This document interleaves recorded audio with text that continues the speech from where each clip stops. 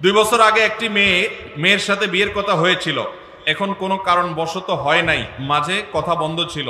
2 মাস আগে বাড়ির সব জানাই, আবার এখন ফ্যামিলি ভাবে কথা হয়, খোঁজখবর নিয়ে আব্বা রাজি না এখন, কিন্তু মেয়ে নাকি আমাকে এখন খুব পছন্দ করে। আমি সব জায়গা থেকে ব্লক দিয়েছি তাকে কষ্ট দেয়াতে এখন কোনো গুনাহ হবে কিনা আমার? ভাইরা আমার, যদি কোনো কারোর সাথে বিয়ের আলাপ সালাপ হয়, কোনো কারণে পারিবারিকভাবে কোনো কারণে বিয়েটা আর হলো না, তাহলে তার সাথে পরবর্তীতে ইনবক্সে, মেসেঞ্জারে, হোয়াটসঅ্যাপে ইটিশ পিটিশ আলাপ করা যাবে না যাবে না? যদি করেন তাহলে সেটা হবে জেনা। সেটা হবে কি? জেনা।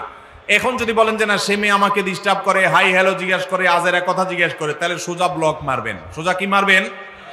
আর এই ব্লক মারলে যদি মনে হয় যে না, তিনিও তো একজন মানুষ, তার মনে কষ্ট দিলে কি আল্লাহ খুশি হবে, তাহলে বুঝবেন যে সাক্ষাৎ শয়তান হাজির হয়ে গেছে।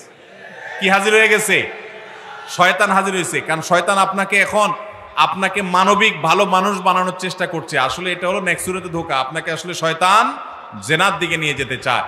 অন্যায় থেকে বাঁচার জন্য, হারাম থেকে বাঁচার জন্য যদি কাউকে আপনি ব্লক লিস্টে রাখেন, ইনশাআল্লাহ গুনাহ তো দূরের কথা, উল্টা সওয়াব হবে আল্লাহর কাছ থেকে। আল্লাহ আমাদেরকে তৌফিক দান করুন।